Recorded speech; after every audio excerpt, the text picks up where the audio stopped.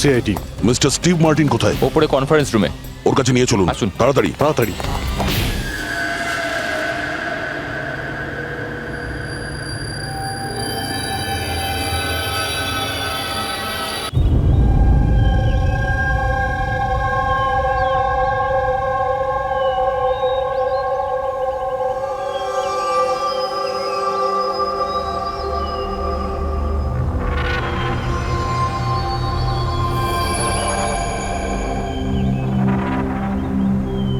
চলো, ফাইনালি সেই সময়টা এসেই গেল যখন আমি আকাশে পাখির মতো উঠতে পারবো। ইয়েস, আর তোমার ওরা আমি আমার ক্যামেরায় ক্যাপচার করব। কিন্তু মিস্টার মুক্ত পাখি, খোলা আকাশে এত দূরে উড়ে চলে যেও না যে কোথাও হারিয়ে যাও। ডোন্ট ওয়ারি ম্যাডাম, এমনিতেও রনি স্যার যদি আকাশে হারিয়েও যান তাহলেও মাটিতেই ফেরত আসতে হবে। ওড়ার আগেই তুমি আমাকে নিচে আসার কথা বলছো। চলো, হয়ে গেছি তৈরি। All the best.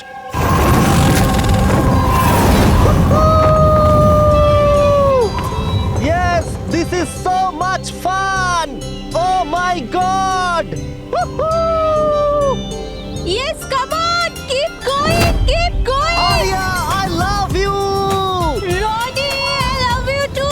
ওয়াও, মনে হচ্ছে না ভালোই এক্সপিরিয়েন্স আছে। অফ কোর্স, আমেরিকাতে ও অনেক অ্যাডভেঞ্চার স্পোর্টস ট্রাই করেছে, বাঞ্জি জাম্পিং, প্যারাগ্লাইডিং, আরো অনেক। ইন্ডিয়াতে কোনো কিছু ট্রাই করেনি, আর যখন ইন্ডিয়াতে এসেছেই সারাদিনের জন্য, তো কেন কিছু ট্রাই করবে না?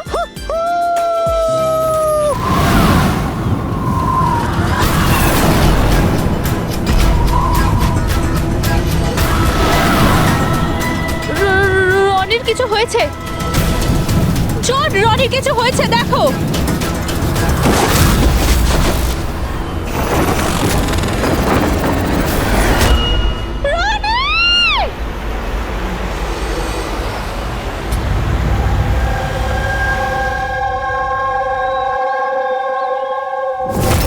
আমি আর রনি এখানে ছুটি কাটাতে এসেছিলাম। আমি কি করে জানবো এটাই রনির জীবনের শেষ দিন হবে? দেখো, আমরা জানি এই সময়টা খুব কঠিন, কিন্তু প্লিজ ভেঙে পড়ো না। আমি এবার নিউ ইয়র্কে গিয়ে ওর বাবাকে কি জবাব দেবো? আমরা একসাথে এসেছিলাম, কিন্তু ফিরে যাব একা। আপনি কাউকে সন্দেহ করেন? কে মারতে পারে রনিকে? স্যার, রনিকে কেউ কেন মারবে? আমরা তো এখানে কাউকে চিনিও না।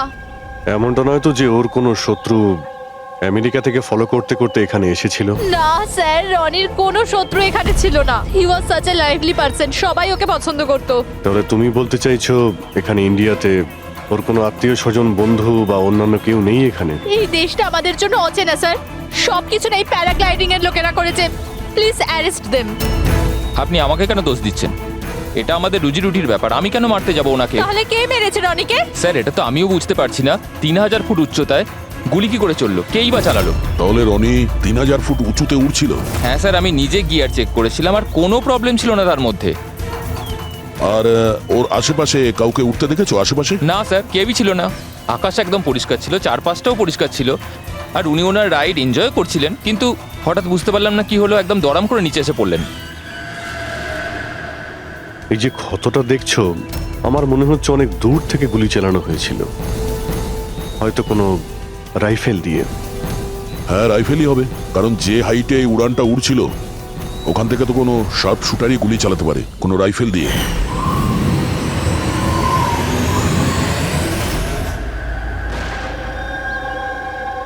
এখানে আশেপাশে কাউকে বন্দুক বা রাইফেল নিয়ে দেখেছিলে কাউকে? এখানে বন্দুক আনা অ্যালাউ নয় স্যার। আপনি আসল বন্দুকের কথা বলছেন স্যার? পুজোর ক্যাপ বন্দুক ফাটানোরও অনুমতি নেই। আপনারা কাউকে দেখেছেন এখানে? না ম্যাম, না তো। না না ম্যাম। আচ্ছা আলিয়া, আপনি যখন এখানে এলেন রনির সাথে, আপনার কাউকে সন্দেহ হয়েছিল? মানে কেউ আপনাদের ফলো করছে, এমন কোনো লোক যে গন্ডগোলের মনে হচ্ছে? না স্যার, এরকম তো কেউ ছিল না। তাহলে কি গুলি আকাশ থেকে চলেছিল নাকি? স্যার, আমি তো বললাম রনি স্যারের আশপাশে তো কেউই উড়ছিল না, তাহলে আকাশ থেকে গুলি চালালো কে?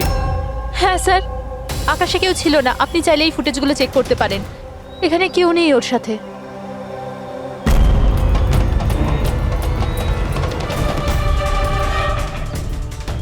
এই ফুটেজে তো রনির আশেপাশে তো দূরে দূরেও কাউকে দেখা যাচ্ছে না। স্যার, নিচে থেকে ওপরে তো কেউ গুলি চালায়নি। ইনি বলছেন যে যখন ওপরে উঠছিল কেউ ওর আশেপাশে ছিল না, ওপর থেকেও কেউ গুলি করতে পারবে না। আমার মাথায় এটা ঢুকছে না কে কোথা থেকে গুলি চালালো আর কিভাবে বুঝতে পারছি না স্যার। অদ্ভুত ব্যাপার তো, ওর কোনো শত্রু নেই, তাহলে ওকে খুন করার জন্য এরকম প্ল্যানিং কে করতে পারে? কেসটা খুব জটিল মনে হচ্ছে। কোনো বাঁকা লোককেই এখানে পাঠিয়ে দিই, বাঁকা প্রমাণ, হয়তো সে কিছু পেতে পারে।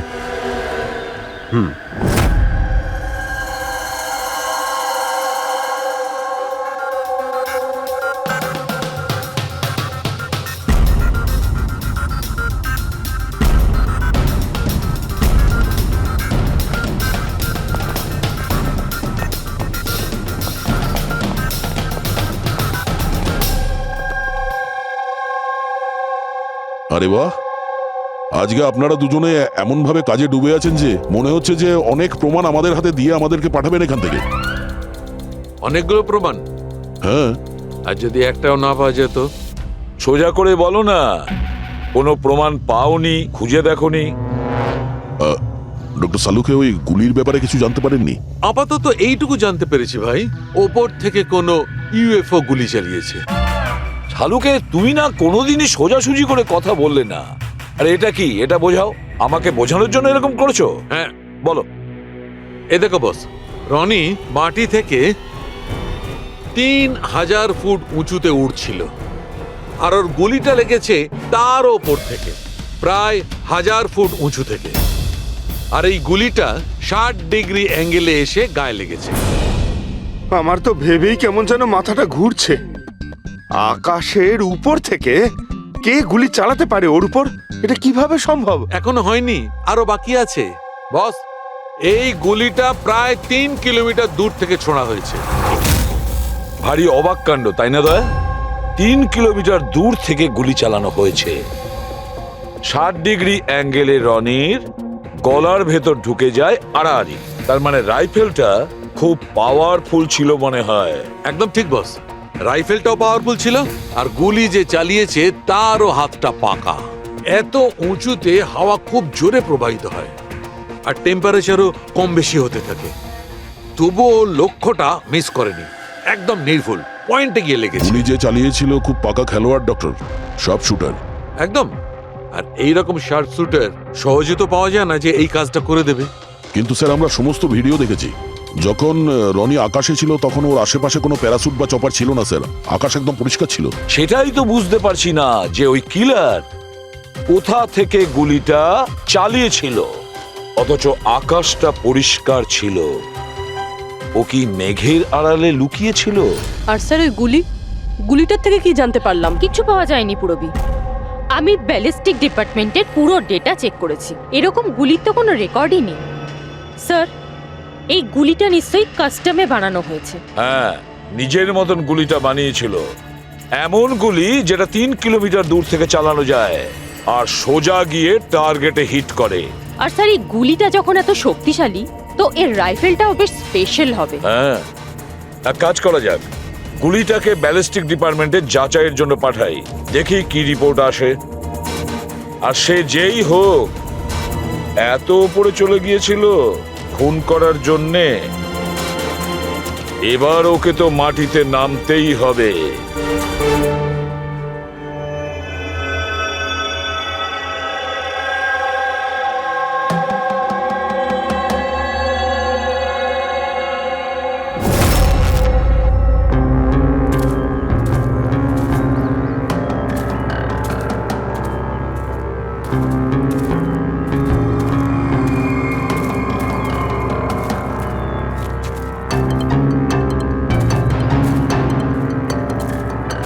ব্রাদার, উই ক্যান ডু ইট। আরে ইয়ার গুরু, আর চলতে পারবো না, খুব হাঁপিয়ে গেছি আমি। ব্যাস নবীন, আর বেশি দূর নয়, 3000 ফিট চড়ে ফেলেছি, পাশেই আছে। We can do it, come on.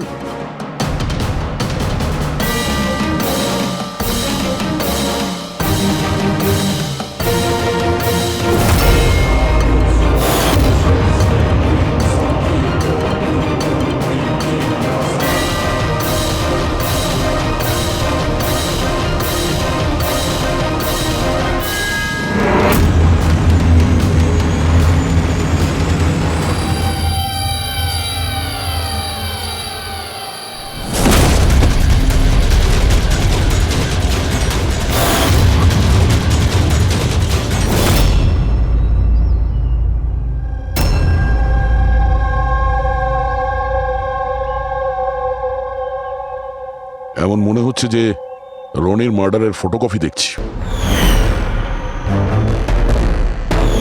3000 fit ওপরে ঠিক ওরকমই গুলি মেরেছে মাথার পেছনে।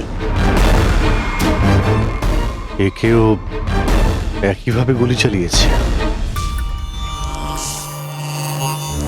আচ্ছা, তোমরা যখন ট্রেকিং করছিলে এই হিতেনের পিছনে কেউ কি ছিল? না স্যার, হিতেনই সবার পিছনে ছিল স্যার। স্যার এই দেখুন ফুটেজ। স্যার স্যার এটা ওই জায়গায় যেখানে এই সব কিছু হয়েছে। অদ্ভুত তো, পিছনে তো খোলা আকাশ রয়েছে, এমন কোনো জায়গা নেই যেখান থেকে গুলি করা যায়। তাহলে ওর গুলি লাগলো কি করে? দুটো কেসেই ধরা যাচ্ছে না যে গুলি কোথা থেকে চলেছে। স্যার একদম ঠিক বলছেন। আকাশ থেকে কোনো কাক বা পায়রা কি করে গুলি চালায়? এই গুলিটা চালালো কে? আর এই দুটো গুলি 24 ঘন্টার মধ্যেই চলেছে।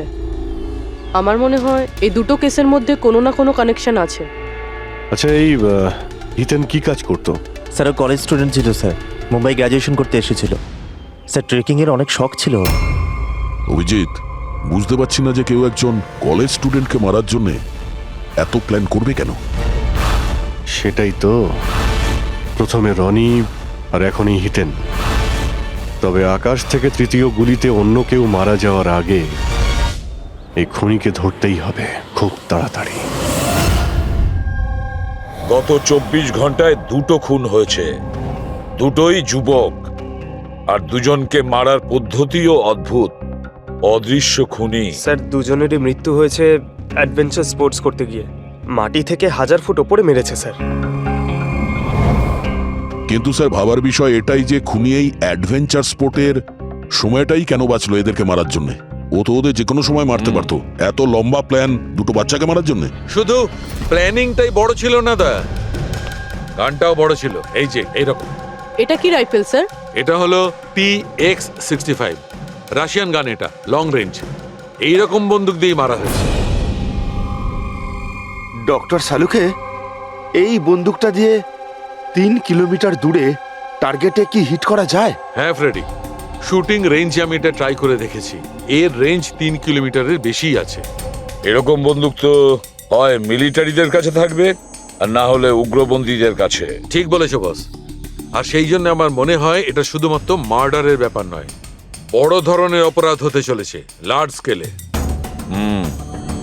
দয়া, স্যার, একটা কাজ করো, দিল্লিতে যাও আর ইন্টেলিজেন্স ব্যুরো থেকে খোঁজ নাও যে এরকম বন্দুক কাদের হাতে থাকতে পারে আর সেটা কিভাবে।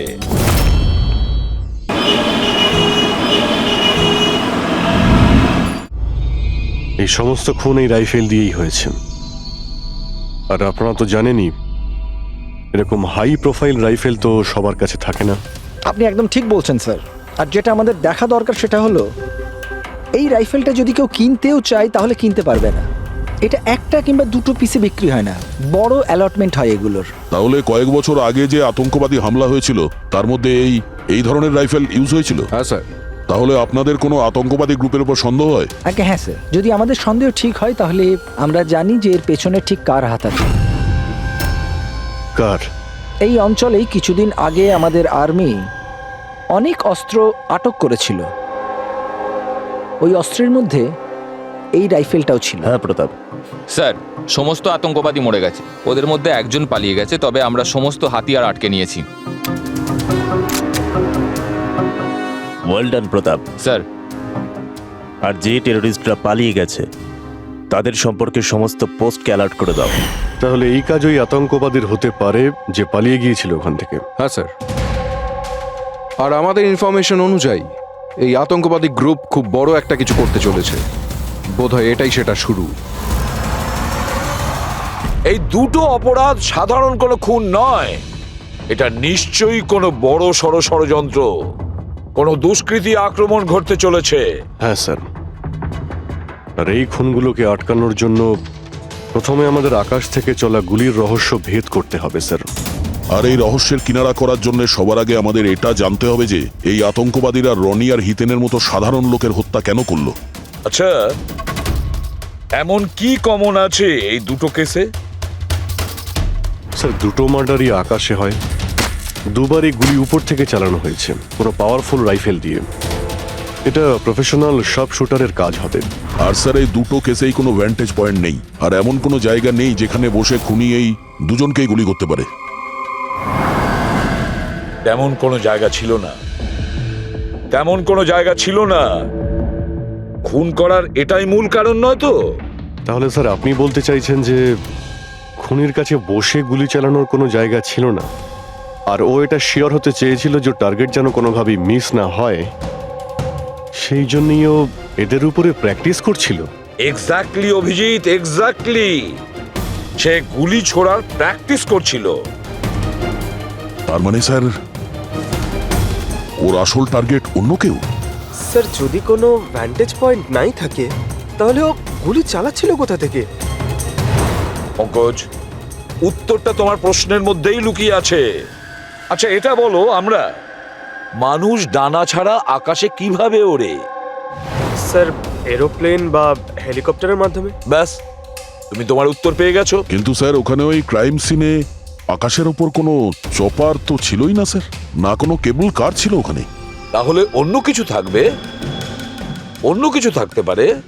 অভিজিৎ, ম্যাপটা বের করো, ওই এলাকার চারপাশটা ভালো করে দেখো, দেখো এমন কিছু পাওয়া যায় কিনা। এমন কিছু আছে নাকি যেখান থেকে মানুষ হাওয়ায় উঠতে পারে? জঙ্গল আছে, আর হ্যাঁ দুটো হট এয়ার বালুন রেঞ্জও রয়েছে। একটু দেখো তো, যেখানে খুন হয়েছিল সেখান থেকে এটা কতটা দূরে? স্যার এই দুটো 60 কিলোমিটার রেডিয়াসের মধ্যে। তাহলে একটা কথা তো কনফার্ম, খুনি ওখানে হট এয়ার বেলুনে বসেছিল, আর সেখান থেকেই ও গুলি চালিয়েছিল 3 কিলোমিটার দূর থেকে। স্যার কেউ যদি হট এয়ার বেলুনে চড়তে চায় তাহলে আগে থেকে বুকিং করতে হয়, এমনি কেউ যেতে পারে না। কোনো ব্যাপার না, তোমরা ওই হট এয়ার বেলুনের অফিসে গিয়ে খোঁজ নাও যে এমন কোন টুরিস্ট ছিল যে ওই দুটো দিনে ওই দুটো হট এয়ার বেলুনে ঘুরেছিল। এটা টোটাল 12 জনের লিস্ট আছে যারা সেদিন হট এয়ার বেলুনে বসেছিল। কিছু জন একা বসেছিল, কিছু জন গ্রুপ বানিয়ে বসেছিল। তোমার কি মনে আছে এদের মধ্যে কতজনের কাছে কোনো জিনিস বা ব্যাগ ছিল? বা কোনো সন্দেহজনক কাউকে দেখেছো? না, বদমাস তো কাউকে লাগছিল না, কিন্তু একজন বয়স্ক আন্টি ছিলেন, পিঠে একটা ব্যাকপ্যাক ছিল, আর চোখে চশমা আর মাথায় টুপি পরেছিলেন। হ্যাঁ, আমরাও অবাক ছিলাম যে এই বয়সে এই সব ট্রাভেলিং এর ইচ্ছা। আর যখন ফটো তোলা হচ্ছিল উনি লজ্জা পাচ্ছিলেন আর নিজের মুখ লুকোচ্ছিলেন। রবি, এই বয়স্ক আন্টি শার্প শুটার শুনে একটু অদ্ভুত লাগছে না? হ্যাঁ স্যার, আমি এখানে পাইলট। 25শে ফেব্রুয়ারি স্যার সব মিলিয়ে আমি 6 জনকে এয়ার বেলুনে চাপিয়েছি স্যার, আর 2 জনকে দিনের স্যার। আচ্ছা তাদের মধ্যে কেউ মানে গন্ডগোলের লোক মনে হয়েছিল, কিংবা যার কাছে কোনো জিনিসপত্র ছিল? স্যার এরকম তো কেউ ছিল না। হ্যাঁ একজন বয়স্ক মানুষ ছিল, জানি না কারো বারবার চিৎকার করছিল, হয়তো ওর মুড খারাপ ছিল বা খিটখিটে ধরনের ছিল। ওনার হাতে কোনো কিছু ছিল? জিনিস তো ছিল না, হ্যাঁ একটা লাঠি নিয়ে হাঁটছিল। লাঠি নিয়ে হাঁটছিল? হেই, তোমাদের সাহস কি করে হলো আমার ছবি নেওয়ার, আমাকে জিজ্ঞেস না করে? কিছু ভদ্রতা আছে না নেই? ওরাও ওগুলো ওরাও। আচ্ছা, ফটো তোলার জন্য রেগে গেছিল? কি অদ্ভুত ব্যাপার তাই না স্যার? লোক হট এয়ার বেলুনে তো প্রতিদিন বসে না, তাই না? তারা নিজেরাই ফটো তুলতে চায় যাতে এই স্মৃতিকে তারা সারা জীবন রাখতে পারে। আর কোনো বিশেষ কথা মনে আছে ওর ব্যাপারে?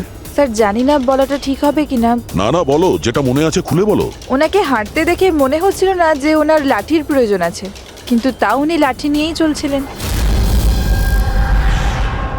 আচ্ছা,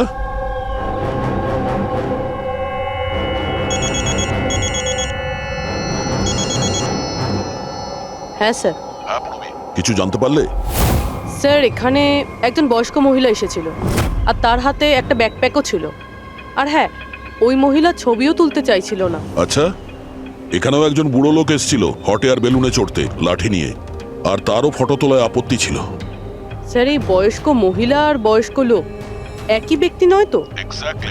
ওই শার্প শুটার, ওর ব্যাগে আর ওর লাঠিতে ওই রাইফেলটা ছিল যা দিয়ে খুন করেছে। আর স্যার দুদিনই এ একাই ওপরে গিয়েছিল, কারণ যদি অন্য টুরিস্টের সাথে যেত তাহলে রাইফেল সেট করতে আর টার্গেট সেট করতে প্রবলেম হয়ে যেত। না পুরবি, আমার মনে হচ্ছে ও একলা যায়নি। মানে মানে ওই হট এয়ার বেলুন চালানো আর সঙ্গে এই রাইফেলটা চালানো দুটো কাজ একসঙ্গে করা মুশকিল। ওই হট এয়ার বেলুনের পাইলটও ছিল সঙ্গে। মানে স্যার এই অপরাধে পাইলটও যুক্ত? একটা কাজ করো, ওই পাইলটটাকে ধরো তাড়াতাড়ি। ওই দিন ওই বয়স্ক মহিলাকে বেলুনে উপরে কে নিয়ে গিয়েছিল? পাইলট কে ছিল? সঞ্জীব ছিল। এই এই পালাবি না, দাঁড়া দাঁড়া দাঁড়া। না আমাকে মারতে পারবে না ওকে। এই এই সঞ্জীব!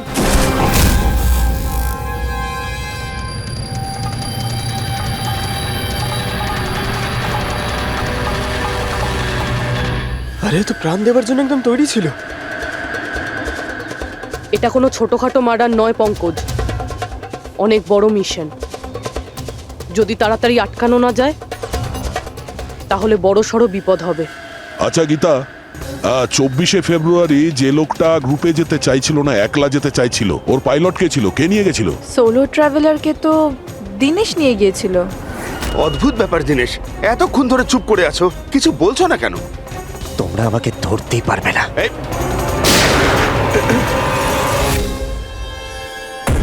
এখন যমরাজ তোকে অ্যাপয়েন্টমেন্ট দেওয়ার মুডে নেই। যতক্ষণ না আমাদের প্রশ্নের উত্তর আমরা পাবো, তোকে বেঁচে থাকতে হবে। চল। মারো, যত পারো মেনে নাও, আমার কিচ্ছু যায় আসে না। আর তাছাড়া তোমাদের এই আইনের কমজোরি থাপ্পড়ে এত শক্তি নেই যে আমার অপরাধের মজবুত হাড়কে গলাতে পারবে, বুঝলে? তোমার ওপর যদি টর্চার করতেই হতো তাহলে ওর জন্য তো 2 মিনিটের কাজ আমাদের কাছে। কিন্তু তারপর মনে পড়ে তোমার পরিবারের কথা, তোমার বোন। পরের মাসে ওর বিয়ে না? কেমন লাগবে ওর যে ওর বিয়ে হচ্ছে আর বিয়ের পরে ওর ভাই এই পৃথিবীতে নেই? হ্যাঁ। আর তোমার মা প্রত্যেক মাসে খরচার জন্য টাকা পয়সা পাঠাও না? তোমার মৃত্যুর পর কে খেয়াল রাখবে তার? কিছু ভেবেছো এ ব্যাপারে? হ্যাঁ না? চলো, এখনো সুযোগ আছে। রাজ সাক্ষী হয়ে যাও। কথা দিচ্ছি তুমি জেলে যাওয়ার পরে তোমার মায়ের খেয়াল আমরা রাখবো।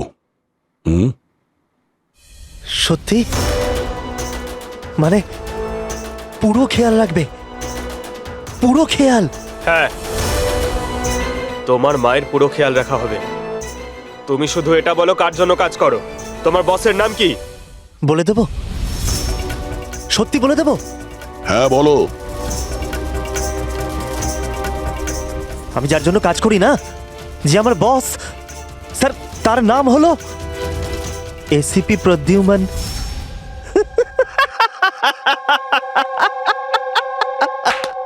এসিপি প্রদ্যুম্ন, যাও ধরে নাও আর গ্রেফতার করে নাও তাকে। বলেছিলাম না আমি কিচ্ছু বলবো না, যা করার আছে করে নাও। সিআইডি কোথাকার। সিআইডি। বস বস।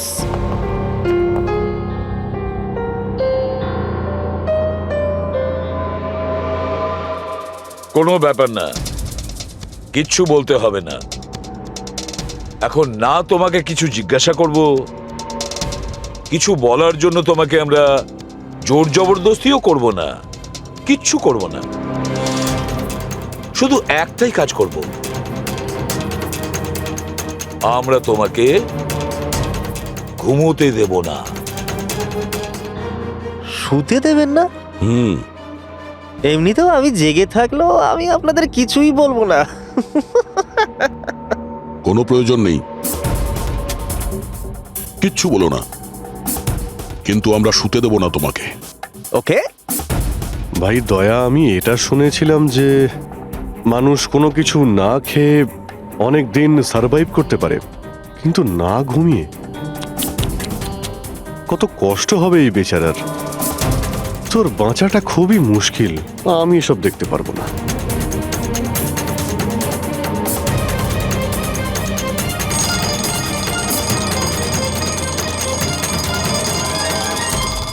সময় কাটানোর জন্য খুব ভালো হবে, তাই না? তোর জীবনের শেষ মুহূর্তগুলো তুই এই কাঁটার সঙ্গে গুনতে থাকবি, ঠিক আছে? Thank you. ওকে ঘুমোতে দিও না।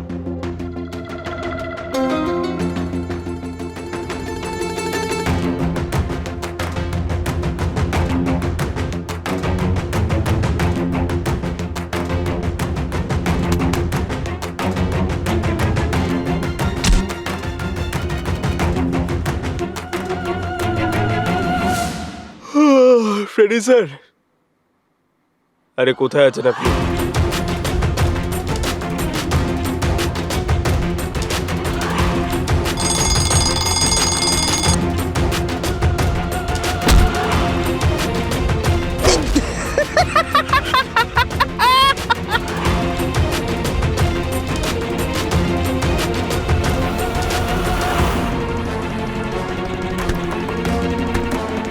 যতক্ষণ না মুখ খুলবি চোখের পাতা এক করবি না, বুঝলি? 5 মিনিটের জন্য নয়। চল না, 1 মিনিট 1 মিনিট তো শুতে দাও। 1 সেকেন্ড, শোবো না একদম, শোবো না একদম। এই, শোবো না আমি।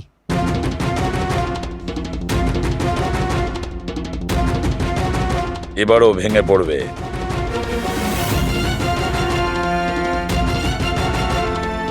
সবকিছু বলতে বাধ্য হবে।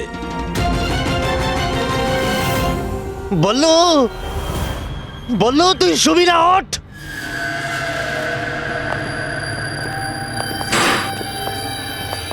এই ঘুমোতে চাস? আর ওকে একটু ঘুমোতে দাও। কি প্রবলেম তোমাদের?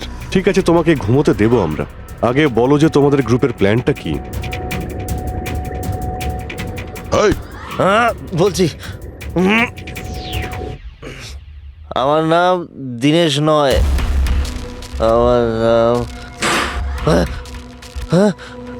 আমার নাম বল্লু। দীনেশ নয় আমার নাম। আর আমাকে স্পেশালি এই মিশনের জন্য তৈরি করা হয়েছিল। আর যে 2টো মার্ডার হয়েছিল না, ওটা প্র্যাকটিস ছিল। আমাদের আসল মিশন হলো ওকে মারা। আর ওই যে ওকে কি যেন নাম, স্টিভ মার্টিন। ওই শান্তির দূত যে সম্প্রতি ভারতবর্ষে এসেছে দেশে শান্তির বার্তা নিয়ে, যাতে সমগ্র বিশ্ব এই বার্তাকে সমর্থন করে, যাতে উগ্রপন্থীরা শেষ হয়। এসিবি, আমরা চাই না যে আতঙ্কবাদ কখনো শেষ হোক। আর স্টিভ মার্টিন তো মরবেই, তোমরা কিচ্ছু করতে পারবে না। আর আর যদি তোমরা বাঁচিয়েও নাও না, আমরা স্টিভ মার্টিনকে খতম করে দেবো একেবারে। আমাদের যে শার্প শুটার আছে না, একদম পাক্কা নিশানা তার। কোথায় মারবে ওকে আর কখন? বল। ও যখন কনফারেন্সে ভাষণ দেবে না, ওটাই সব থেকে সঠিক সময়। ওটাই সব থেকে সঠিক সময় হবে। ওই সময় ওর আশেপাশে কোনো সিকিউরিটি থাকবে না। আর যে কনফারেন্সটা আছে না, ওটা বিল্ডিংয়ের ছাদেতে হবে। তো ওই হট এয়ার বেলুনেতে আমাদের শার্প শুটার যাবে আর ওখানেই গুলি মারবে। কনফারেন্স ঘন্টাখানেকের মধ্যে শুরু হবে। এখন তাড়াতাড়ি ওখানে আমাদের পৌঁছতে হবে। আরে তোমরা যতই চেষ্টা করে নাও, বাঁচাতে পারবে না ওকে। আর হ্যাঁ, তোমরা যদি বাঁচিয়েও নাও না, তাহলে আমরা আবার প্ল্যান করব, দ্বিতীয়বার মারবো। কে মারবে? কিরকম দেখতে ও? আরে আমি ওর মুখ দেইনি এখনো পর্যন্ত। যখনই আসে ছদ্মবেশে আসে। তোমরা কি একে হসপিটালে নিয়ে যাও তাড়াতাড়ি। স্যার, আমরা কি হট এয়ার বেলুনটা আটকাতে পারি না যতক্ষণ এই কনফারেন্স শেষ হচ্ছে? না ফেডরিক, এই সব কিছু বন্ধ করা যাবে না। আজকে আটকালে কালকে অন্যরকম প্ল্যান করবে। আজকের প্ল্যান আমরা জানি, আজই ওদেরকে ধরবো।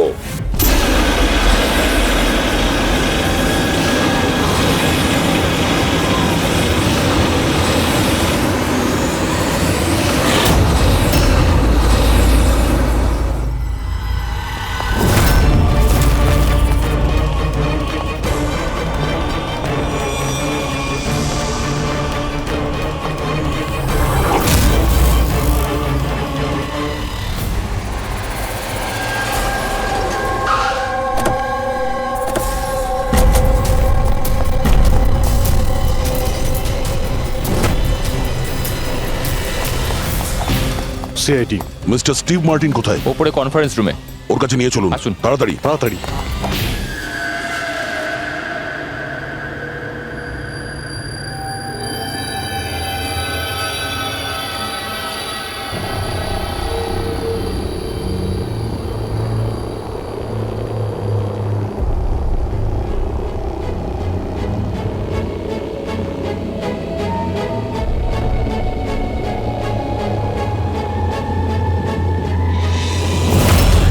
স্যার এখানে 4টে বেলুন আছে, দুটো ওপরে আছে আর দুটো রেডি হচ্ছে। আমার সামনে যে বেলুনটা আছে স্যার, ওতে একটা কাপল আছে আর ওই ছেলেটার কাছে ব্যাকপ্যাক আছে। নজর রাখো ওদের উপরে। কারা কারা আসছে, কারা কারা যাচ্ছে, সবাইকে ফলো রেখো, ওকে?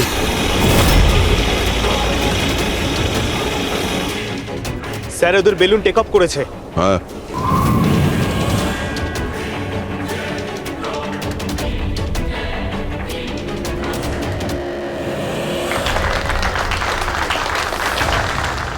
এই দুনিয়াতে টেরোরিজম কেন আছে, এই প্রশ্নটা আমাদের জানা দরকার।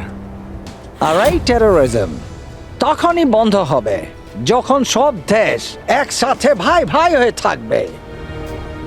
টেরোরিজমকে আমাদেরকে গোড়া থেকে উপরে ফেলতে হবে।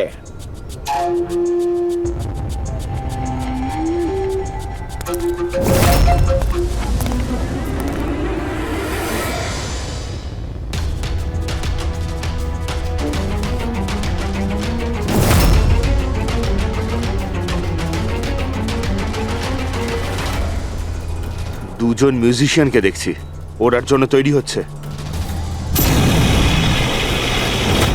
ওদের হাতে গিটারের ব্যাগ আছে। এবার এটা বলা খুবই মুশকিল যে ভেতরে গিটার আছে নাকি গান।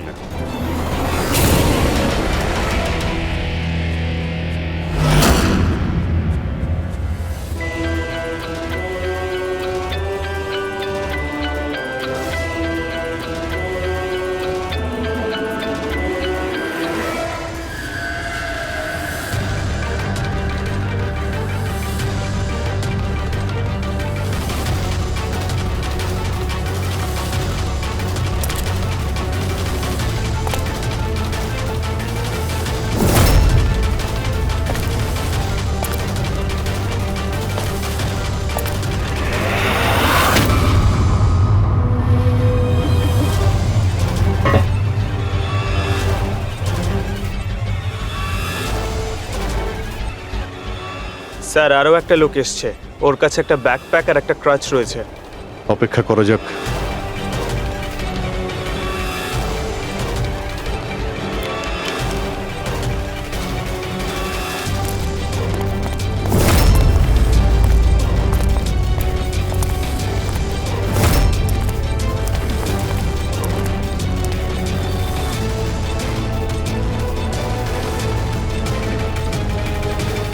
স্যার ক্যামেরা ক্রু এসেছে, ওদের কাছে আবার দুটো ব্যাগ। Camera crew?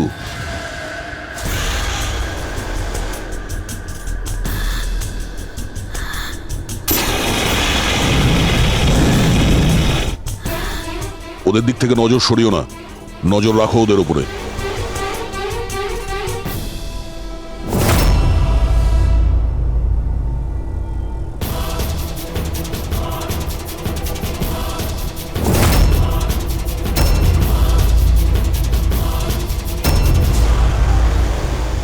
স্যার এখানে তো অনেক বেলুন উঠছে। সুইসাইড বম্বিং কি এটা? কেউ নিজের খুশিতে নিজের প্রাণ কি করে দিতে পারে? জীবন precious. Oh no, we need to respect এতগুলো বলুন, এর মধ্যে আমরা যেটা খুঁজছি সেটা কোনটা? মনে হচ্ছে ছদ্মবেশে এসছে। মুখ দেখে গন্ডগোলের মনে হচ্ছে।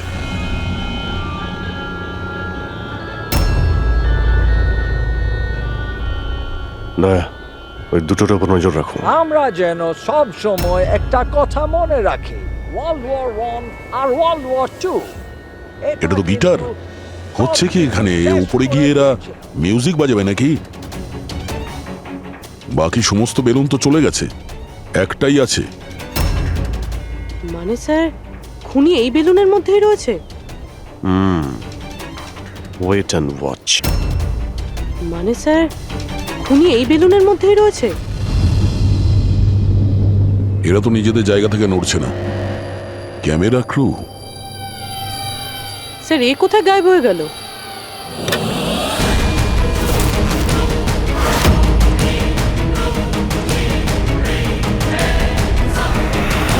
স্যার এর কাছে তো রাইফেল রয়েছে, যেমনটা সালুমকে স্যার বলেছিল। অভিজিৎ,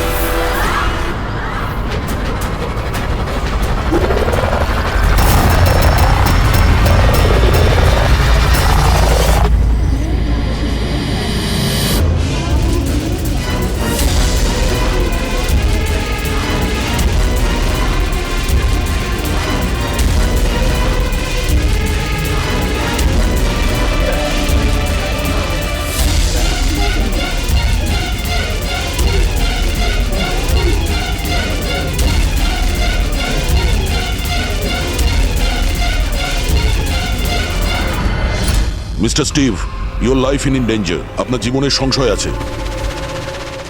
তাহলে কি করবে? We have a plan. Thank you সিয়াজি। যদি আজকে আপনারা ঠিক সময় না আসতেন আমি বেঁচে থাকতাম না। দেখুন, বিপদ কিন্তু এখনো কাটেনি, ঠিক আছে? এখনো খুনিকে ধরতে পারেনি, সেই জন্য be safe, be careful. Okay Freddie, Pankaj, ওই বেলুনে নজর রাখো, চোখের বাইরে যেন না যায়। হ্যাঁ স্যার, আমরা বেলুনটাকে ট্র্যাক করছি।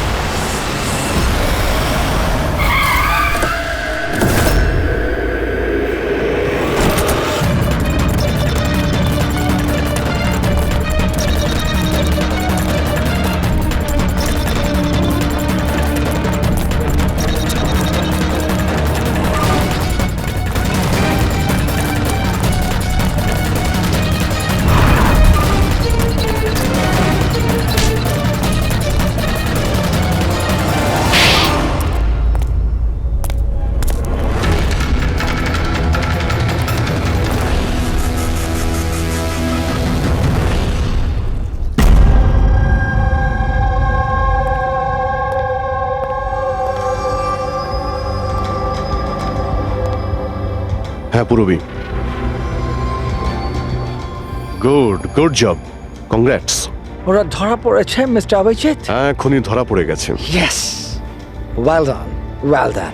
সিআইডি অনেক বছর ধরে এই দেশের সেবা করে চলেছে, আর আজকে আরেকবার আপনারা একটা ভয়ঙ্কর টেররিস্টকে ধরেছেন। আজ আমরা একজনকে ধরেছি, এরপরে পুরো গ্রুপটাকে ধরে ফেলবো। Mister Steve, we are very proud of you. এই সমাজে আপনার মতো মানুষদেরই দরকার, যারা আপনার মতো সাহসী আর সৎ।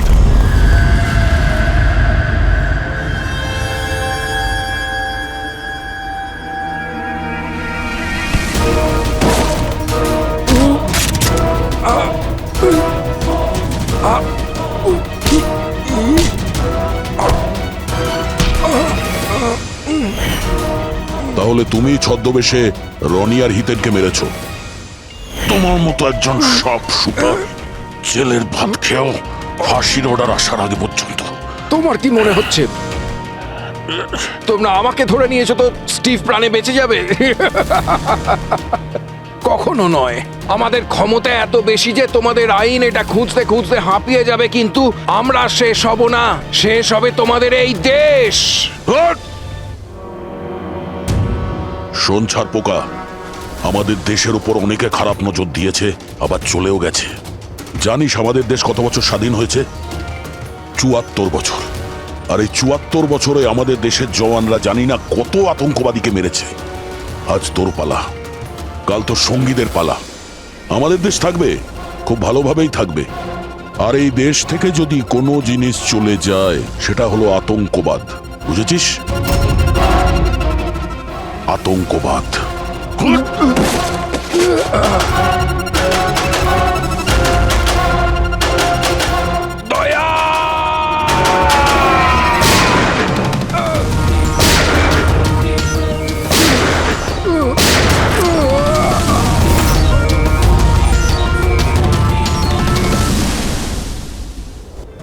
আতঙ্কবাদী, পিঠেই গুলি মারবি। আমরা এখানে গুলি খাই, এখানে।